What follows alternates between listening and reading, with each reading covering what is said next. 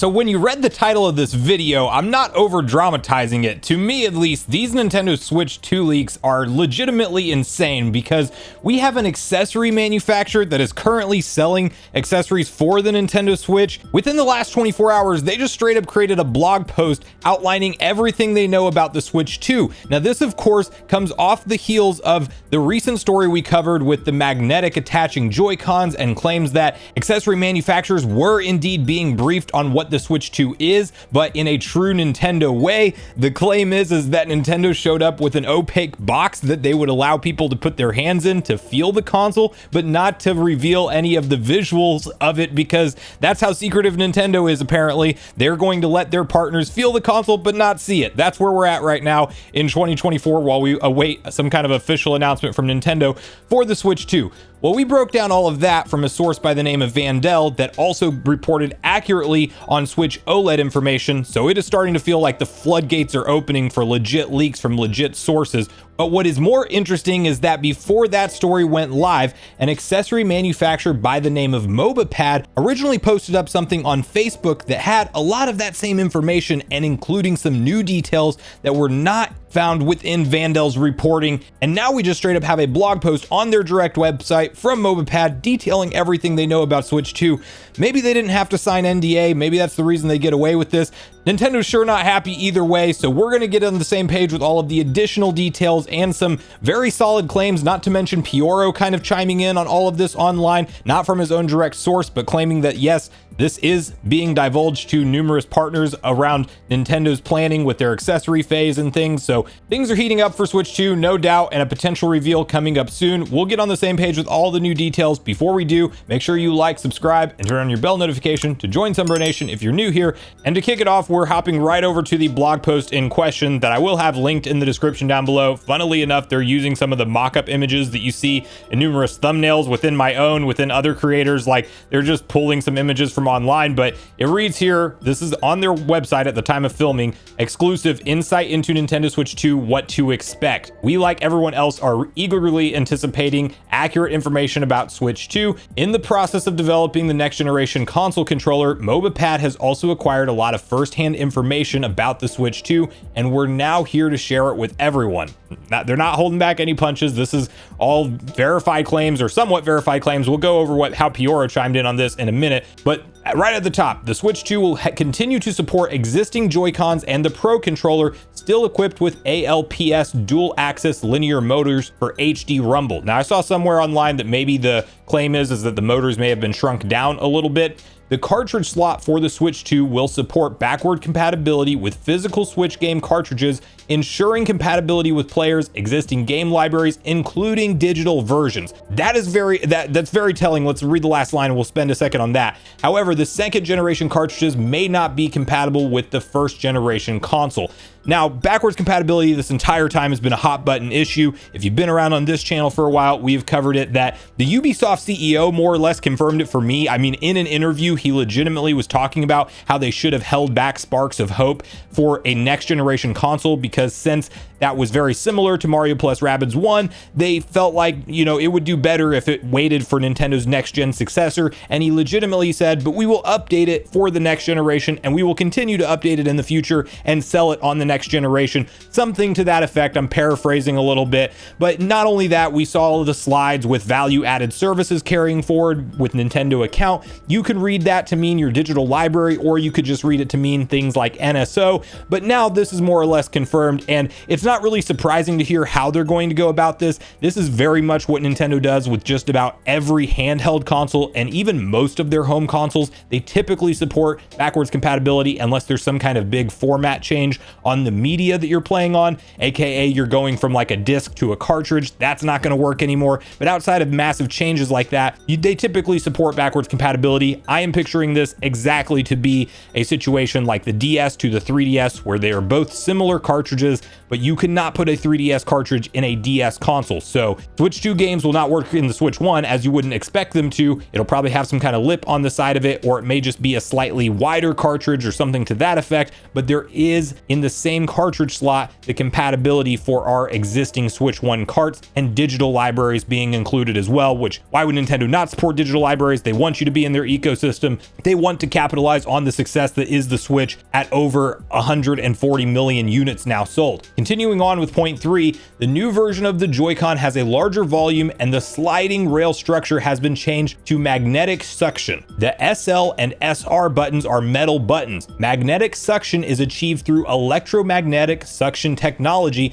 controlled by electric current. It's worth noting that in addition to the L, ZL, R, and ZR buttons on the side of the Joy-Con controller, a third button has been added on both the left and right sides. Now this is big. We'll break down the button placements in just a second, but there has been a ton of discourse online and even in the video that I was talking about the magnetic connecting Joy-Cons, like how are they going to make that feel secure? Because I even speculated they're going to have some kind of lock button, essentially, maybe that you could secure them onto the console, then you would have to release that lock button, whether that be on the hardware or software, in order to release them, because you don't want to be fighting with a magnet. If they make it too strong, it's going to be hard to get the Joy-Con off, and if they just make it like a normal magnet attaches to each other, you don't want to have an intense moment of gaming and accidentally be disconnecting your Joy-Cons. Now, I was reading over on Reddit and people were kind of breaking down the electromagnetic suction base idea, and they are talking about mag switches like this. So essentially this user says, oh, they're talking about mag switches. Okay, so it's actually kind of genius. Also, for anyone who doesn't know, mag switches are insanely strong. Like I bet you couldn't even separate them with force.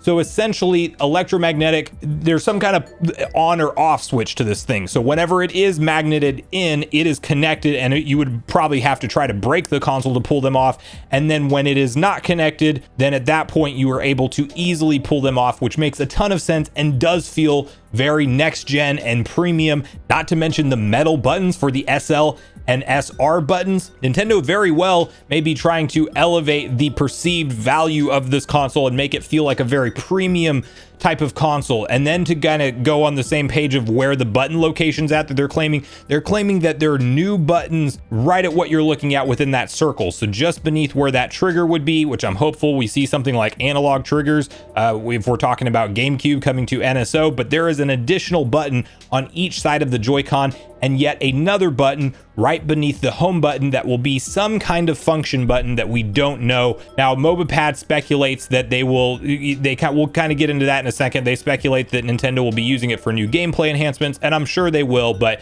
this is still all very, we have to get into what Piora said in a minute. We're going to keep moving. Additionally, below the home button on the right Joy-Con, there is an additional function button, as we just mentioned and showed the picture of. The bottom of the Switch 2 will still feature a USB-C port for docking, and the new generation dock will undergo minor changes in appearance while enhancing performance, supporting 4K resolution. So this is another sticking point. I see it a lot in the comments. People say, listen, you can't do native 4K on the PS5 and Series X. How in the world is a handheld console going to pull that off? Nobody is saying the word native here. We are talking about the output being in 4K, and with a tool like DLSS, which uses AI to basically have a lower resolution image, and it artificially upscales it to allow it to look crisp like it's a 4K image. That is what we're talking about here. We're not claiming that it's not going to be something like 1440p upscaled to 4K or even 1080p upscaled to 4K. That is a very common practice nowadays, and that's what I'm expecting Nintendo to do.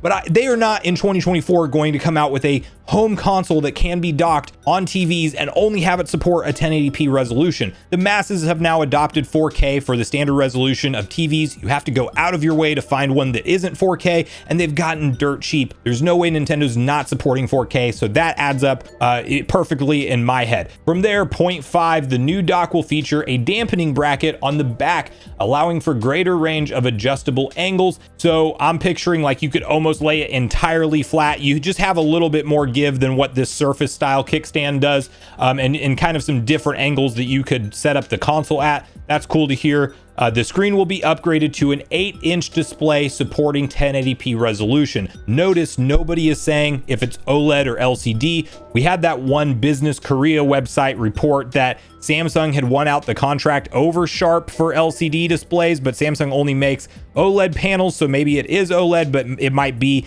after the initial batch of switches, which that doesn't make a whole lot of sense to me. So as I mentioned, I kind of doubted that report a little bit. Outside of it might have gotten some stuff right in terms of what Samsung is manufacturing for the console, but LCD or OLED, that's very much out for debate right now. But what is the common theme, and we've seen this suggested from Nate the Hate and other sources, VGC amongst many others, saying that 1080p is indeed the screen resolution. And that's very nice, because even if we are not talking about an OLED display and we're getting a little bit of a feature stripped away going back to LCD, we are at least going to see a nice crisp resolution, and it's not going to look like the Gen 1 original OG Nintendo Switch. LCD tech, if it is LCD, has come a large way away from where that was in 2017, and I see some LCD screens to this day that I'm like, is that an OLED display? And it's not. So I'm expecting it to still look very good, but that is another nice confirmation from this accessory manufacturer. And you can't take all of this as 100% fact, but this is a legitimate company. I mean, if I go over, I can legitimately order products on their website right now. They're currently a partner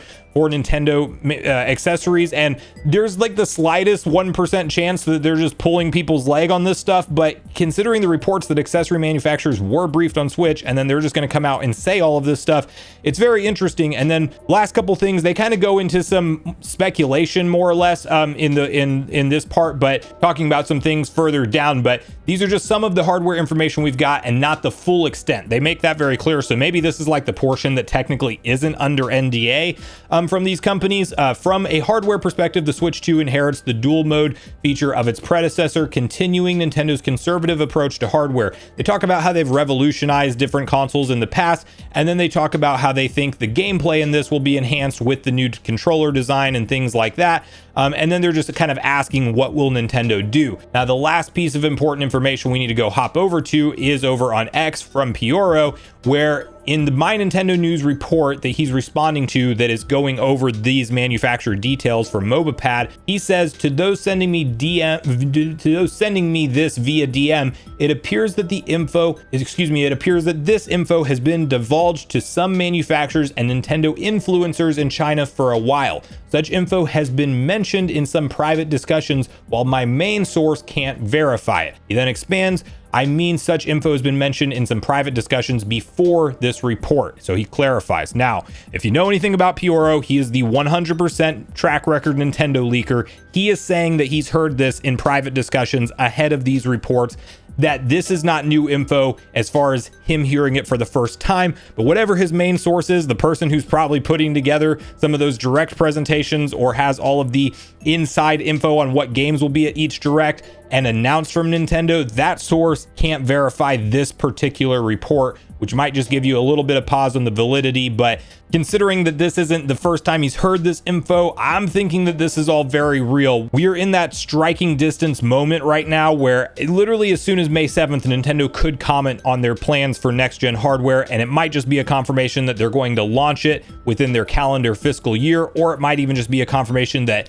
yeah, next gen hardware is coming, we'll communicate more when we're ready. But I would not be surprised if over the summertime, June seeming like the most likely month, maybe even that May 7th, we do actually get a media blowout. I'm not expecting that, but I do think that they will say something about it there, or at least I'm hopeful. And then we will get some kind of full first look trailer, like that initial reveal, just to get an idea of what the console is straight from Nintendo during the course of the summer. So this is an interesting year. Obviously, we've had no mainline direct, and we are talking about being in May now, right around the corner, literally like a couple days from now. You see the first party software lineup, Endless Ocean, Luminous, Paper Mario Thousand Year Door, and Luigi's Mansion 2 HD, and we don't know anything past that from Nintendo. So this is very much the calm before the storm. Let me know in the comments down below if you're excited for any of these reports. Do you buy into what Mobapad has to say here around their accessory experience with the Nintendo Switch 2 and getting their accessories ready for it? Do you think this is all accurate info? Do you think you have to take some of it with a grain of salt? Are you excited for a magnetic Joy-Con attached type of thing? Oh, which we need to say that too briefly. There's